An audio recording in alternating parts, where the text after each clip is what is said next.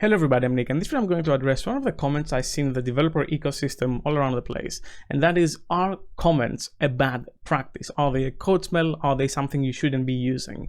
And the reason why I'm making this video to address this is because I don't think it's as simple as saying yes or no to that question.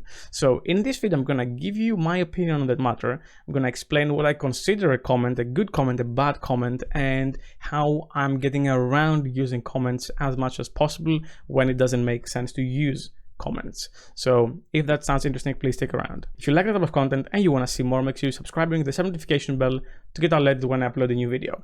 So first and foremost, let's explain what is a comment, because there is some confusion on that.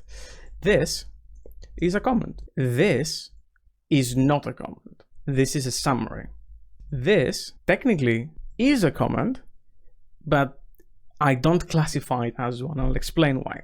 So first and foremost, the comments everybody knows. On every language, you have some sort of comment and you have some sort of multi-line commenting mechanism as well. Nothing new here. Now, why do I say that this is not a comment? Well, this is a method summary.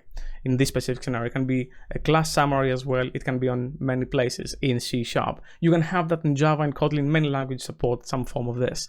And it actually allows you to write some description about the thing, because if you package this code and you just expose an API to a user, the user should be able to use it without knowing how it's implemented behind the scenes, and just naming might not be enough. So you can write something here. Let's say this method is an entry point method, something like that, and then when somebody tries to call the method, they will see that in the text. I'll give you a very good example of that in the mediator library, which I have extracted here, a segment of it.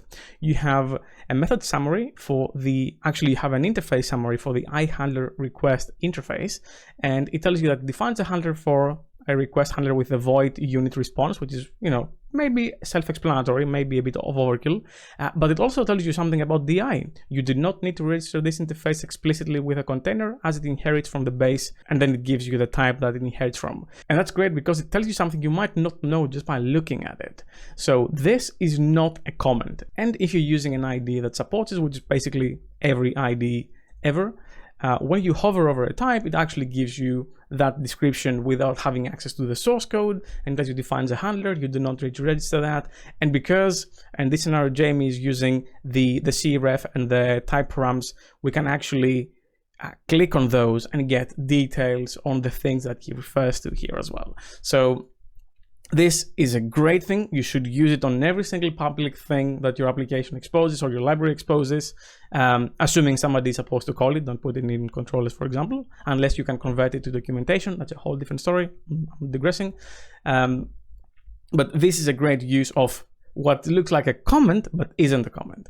Now, why do I say to-dos are not considered comments to me? Well, because there's a to-do mechanism on pretty much every IDE as well, where you can actually automatically scan and see where to-dos exist, click on them and see what needs to be done when something is unimplemented. So I think the value that they bring is not that they describe the code on that specific segment, they actually tell you something that you need to act upon. So I don't consider those two things comments. Now, what do I consider a bad comment? Well, if you have something like this, if you abbreviate on something and then you say, I don't know, initialize I to 0, this comment doesn't add any value. I know universities like to do this. Like, in the real world, you should not do something like that. First, don't abbreviate. Second, comments like this are not needed because I can read the code. I know what's going on. Now, there are a couple of things that people have said against comments. And the first one is that code never lies, comments often do. And this was said by Ron Jeffries. Now, okay, let's assume that this is true, that code never lies, but comments often do. What I'm going to do is I'm going to say console.writeLine. The pi is the constant pi is, and I happen to have a constant class here, which I'm gonna refer to, and I'm gonna say pi because it has a pi constant here, and I'm gonna run this to print pi because the code tells me it's pi, so I might as well use it. Oh, it's 4.2. Pi is not 4.2, it's 3 point something. Well, that's because the code lies. Now you might say, who would do that? Who would intentionally name something in such a way? Well, I have the same argument for comments. Who would intentionally, maliciously write comments that lie?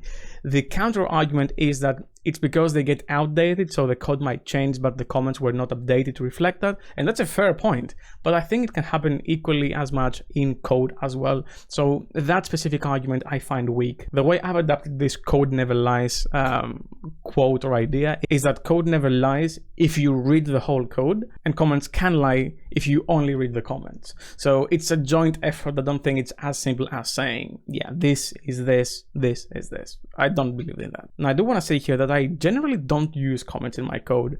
I use method summaries, I use to-dos when needed, not excessively, but I do use it, but I do not use comments. And that's because I believe in self-documented code. And what does that mean? Well, it means that you name your arguments, variables, methods, classes, and everything good enough that comments are not needed. The code should read as English, as simple code. Now, this isn't always possible, especially when you're working with implementation of complicated algorithms. I get that you might need to describe something that's outside of the domain of the code as well. Let's say some complicated math section. So that's totally acceptable. I don't consider that a bad thing. But comments that can be converted into code, I think should be what you should strive for. I know it's also not always possible because you might have a performance drawback in using that, but in C# you can actually extract methods and name them in a better way, and you're not losing any performance because of the JIT compiler that will inline those methods in the future. So let me show you an example of this. I've copied this code, and this is a binary search tree traversal code. You can find the URL here if you want to check it out, and it just adds nodes into a binary tree, and then you can traverse that tree. That's it. And it happens to have some comments here, and I want to show you how I would refactor this code to not have comments. You might not agree with the approach, but the extract method approach is very, very effective when you want to eliminate comments. Now, let me ask the question, what does this comment tell me? It tells me that is new node in left tree. Why? Because I see value after and data here. Okay, fair, I don't understand this, but do we need a comment here? Or can we simply use the extract method functionality of my IDE and say new node is in left tree? And now I don't need the comment because the way I read the code is if new node is in left tree. Now you might say that, hey Nick, I just lost the comparison that I had here. All I say is some text and I have to go to the definition to see and then edit and then go back up again. Okay, first some IDEs support a feature that you can actually inline this and see it as if it was an inline method. But besides the point, I don't think you're thinking about this the right way, because you're after the fact retroactively look at the code as if it's written, and you're implying that you need to go back and edit it, but really you want to read it. And this to me reads way better. Subjective point, but I think that I can read if new node is in left tree, then do something else, and I'm going to extract that as well. New node is in right tree, then do something else. And now the comments were eliminated, they were integrated in the code. I'm not losing any performance because this will be inlined by the JIT compiler during runtime. And I think that this is something that reads way better. Now, I want to comment on this. This comment, I think, is needed. Now, the English is a bit weird, but what it's trying to say is that you're trying to add a value that's already there, and you are not adding something in the binary tree that already exists. So in that scenario, I would just leave it there. I wouldn't remove it. I wouldn't refactor it. I wouldn't change it. But this is only because the add method is problematic in my opinion. It returns a Boolean because we need to know if we added or we did not add. I would best refactor the code to not need to return a Boolean, and then I wouldn't even need the else clause altogether. That's a whole different discussion. However, with the code that we have, I think this comment is fine. Now, another comment that I find problematic, tree is empty. Well, okay. First, I think you can understand if the root is null that the tree is empty, but even if you want to describe it, why simply not extract this and say if tree is empty?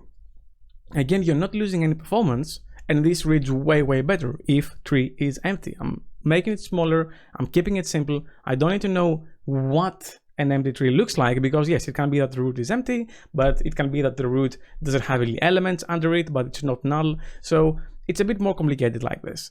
So my point is that you can actually integrate a lot of the comments in the code and not need comments.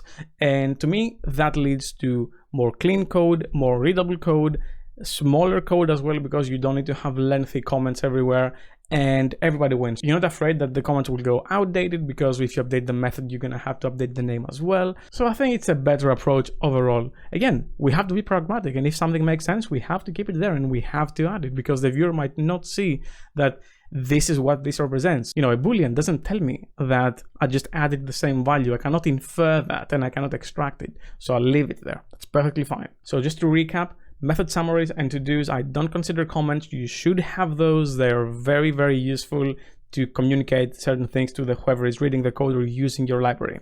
However, comments and the way I described in this specific file refactoring, I think is an example of bad comments that I wouldn't have. But again, you have to be pragmatic. Don't just follow blanket statements that say never use comments, because if I go ahead and remove this, you just lost all the context. You don't know why this is returning false. And you need to know to understand the algorithm, which is not the case with this, because you don't need to know the implementation of when a new node is in left tree or in right tree. And if you do need to, you just go to the definition. If you don't, and you just read the code, you have everything you need in that single sentence. That's all I had for you for this video. Thank you very much for watching. Special thanks to my Patreons for making these videos possible. If you want to support me as well, you can find the link in the description down below. Leave a like if you like this video, subscribe for more content like this, and ring the bell as well. And I'll see you in the next video. Keep coding.